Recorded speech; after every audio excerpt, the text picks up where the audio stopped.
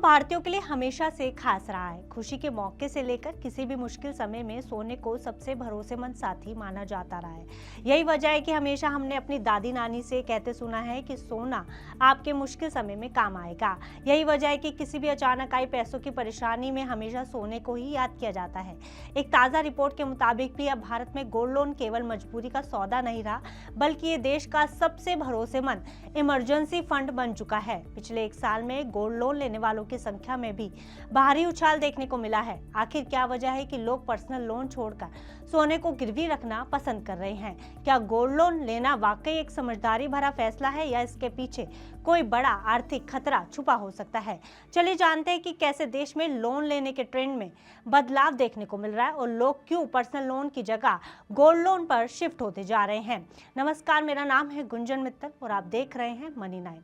दरअसल ताजा आंकड़ों के मुताबिक देश में मीडियम वर्ग और छोटे व्यापारियों के वित्तीय व्यवहार में भारी बदलाव देखने को मिल रहा है और आज के अनिश्चित समय में भारत के लोग पर्सनल लोन या क्रेडिट कार्ड के बजाय अपने घर में रखे सोने यानी गोल्ड लोन पर सबसे ज्यादा भरोसा कर रहे हैं। इसका ताजा उदाहरण है आरबीआई की ताजा रिपोर्ट। आरबीआई के ताजा आंकड़ों के मुताबिक फरवरी 2026 में बैंकों का गोल्ड लोन पोर्टफोलियो 128% बढ़कर करीब 4.28 लाख करोड़ रुपए तक पहुंच गया है, जबकि पिछले साल यह सिर्फ 2.06 लाख करोड़ रुपए था। और यहाँ चौंकाने वाली बात यह है कि ये ट्रेंड सिर्फ बड़े शहरों तक सीमित नहीं रहा है, बल्कि छोटे शहरों, गांव और आम परिवारों तक में देखने को मिल रहा है। यानी साफ है कि लोग इमरजेंसी में सबसे ज्यादा भरोसा अपनी तिजोरी में रखे सोने पर कर रहे हैं। इस रिपोर्ट के मुताबिक भारतीय परिवारों में लोन के मामले में सोच बदल रही है। यही वजह है कि रिटेल लोन की कैटेगरी में गोल्ड लोन की ग्रोथ रेट सबसे ज्यादा देखने को मिली है। रिपोर्ट के मुताबिक लोग अब गोल्ड लोन लेने को शर्म की बात नहीं मानते, बल्कि इसे एक स्मार्ट फाइनेंशियल टूल की तरह देखते हैं। वहीं दूसरी तरफ जहां पहले कुछ ही बैंक और एनबीएफसी का फोकस गोल्ड लोन पर था, लेकिन अब मुथूट फाइनेंस और मनप्पुरम जैसी कंपनियों के अलावा एसबीआई, एचडीएफसी और आईसीआईसीआई जैसे बैंक में गोल्ड लोन पर भारी डिस्काउंट और आकर्षक ऑफर दे रहे हैं।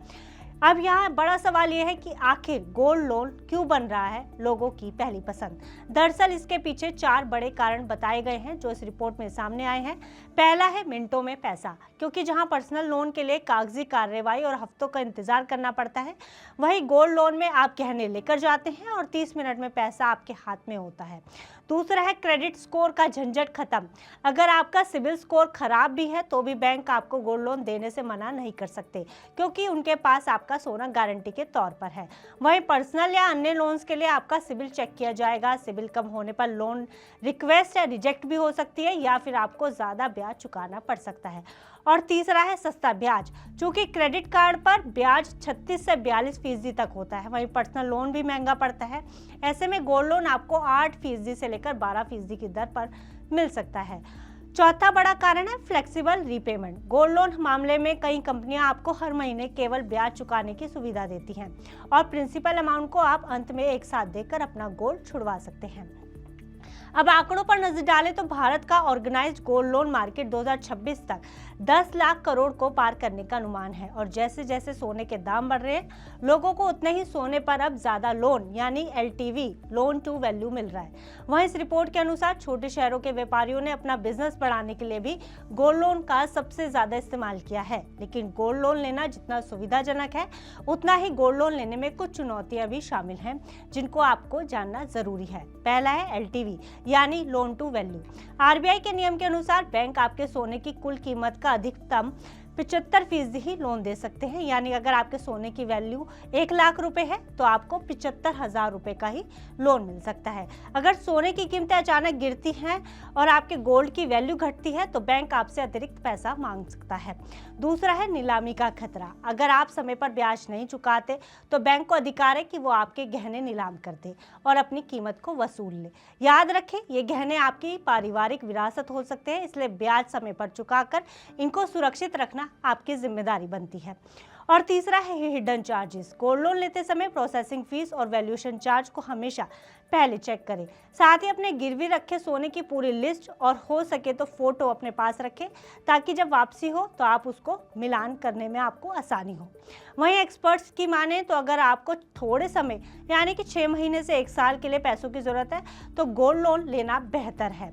लेकिन अगर आप 5 से 10 साल के लिए कर्ज लेना चाहते हैं तो होम लोन या मॉर्गेज लोन ज़्यादा बेहतर विकल्प हो सकते हैं। इसलिए अपनी ज़रूरत, अमाउंट और समय को देखकर ही फैसला लें। कुल मिलाकर सोना अब केवल एक धातु या आभूषण नहीं रहा, बल्कि एक सुरक्षा की गारंटी भी बन चुका है। यही वजह है कि आज दुनिया भर के देश बढ़ते वैश्विक तनाव के बीच सोने की खरीदारी कर रहे हैं। फिलहाल इस खबर में इतना ही। आप बिजनेस से जुड़ी अन्य खबरों के लिए देखते रहिए मनी 9।